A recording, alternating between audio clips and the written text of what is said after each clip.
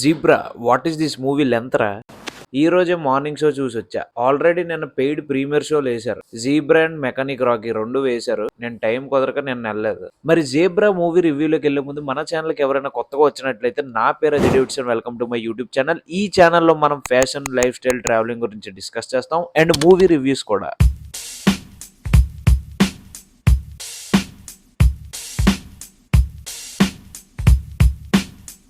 మన టార్గెట్ మాత్రం మర్చిపోకండి. ఇయర్ ఎండింగ్ కల్లా 2500 సబ్స్క్రైబర్స్ కొట్టాలి. ఇంకా 2131 సబ్స్క్రైబర్స్లో ఉన్నాం. మిస్టేక్ నాది కూడా ఉందలేండి. లాస్ట్ మంత్ నుండి వీడియోస్ తగ్గాయి నా సైడ్ నుండి కూడా. ఓకే, సబ్స్క్రైబ్ చేస్తూ చూసేయండి ఈ వీడియో. ఓకే, యాక్టర్స్ పర్ఫార్మెన్సెస్ కోసం మాట్లాడే ముందు సినిమా ప్లాట్ కోసం ముందు మాట్లాడదాం.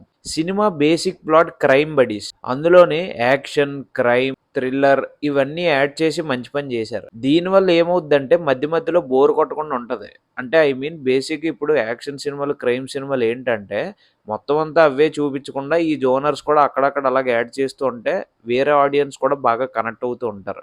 కరెక్ట్. సో ఆ మిస్టేక్ ఇక్కడ చేయలేదు వీళ్ళు. సినిమా మధ్యలో 3-4 సీన్స్ బోర్ కొట్టినా సినిమాకి పెద్ద డ్యామేజ్ ఏమి అవ్వలేదు. ఎందుకంటే ఇందులో ఉండే కంటెంట్ అలాంటిది. లక్కీ భాస్కర్ మూవీ ఎంతమందికి నచ్చిందో మనందరికీ తెలుసు. ఈ మూవీ ప్లాట్ కూడా మనీ, స్కామ్స్ అండ్ బ్యాంకులో జరుగుతూ ఉంటుంది. ప్లాట్ ఒకటే అయినా స్టోరీ కంప్లీట్లీ డిఫరెంట్ రెండిటికి. ఇంకా యాక్టర్స్ విషయానికి వస్తే ఇద్దరు main leads buddies. Kannada actor Daali Dhananjaya ఒక యాక్టర్ ఉన్నారు. కన్నడ యాక్టర్ అనమాట. కొంచెం నెగిటివ్ షేడ్స్, కొంచెం హీరో షేడ్స్ బాగుంది. హీరోయిన్ ప్రియభావని కూడా డీసెంట్ పర్ఫార్మెన్స్ ఇచ్చింది. సెకండ్ హీరోయిన్ కూడా ఉంది సినిమాలో. అండ్ సత్యదేవ్ గారు యాక్టింగ్ కోసం చెప్పక్కర్లేదు. ఆయన చేసే సినిమాలు ఫ్లాప్లైనా హిట్ అయినా ఆయన యాక్టింగ్ మాత్రం ఎక్కడ తగ్గరు, న్యాచురల్గా ఉంటుంది. తర్వాత సత్యరాజ్ అండ్ కమెడియన్ సత్య గారు కూడా ఉన్నారు. ఇద్దరు ఫన్ బాగా చేశారు. ఇంకా మిగతా యాక్టర్స్ అండ్ జూనియర్ ఆర్టిస్ట్ కూడా పర్ఫార్మ్ వెల్. సినిమాలో చిరాకు తెప్పించిన క్యారెక్టర్ సునీల్ది భయ్య. ఆ గెటప్ చూస్తే సేమ్ జైలర్ గెటప్ లా ఉంటది. డైరెక్టర్ గారు సునీల్ని గట్టిగా వాడేద్దామని ఫిక్స్ అయినట్టు ఉన్నారు, కానీ ఎక్కడా సరిగ్గా యూజ్ చేసుకోలేకపోయారు. బాగా ట్రై చేశారు భయ్య, అంటే సునీల్ చేత కామెడీ చేయించడానికి, కానీ చిరాకు తెప్పించింది. వియర్డ్గా నవ్వుతూ ఉంటాడు.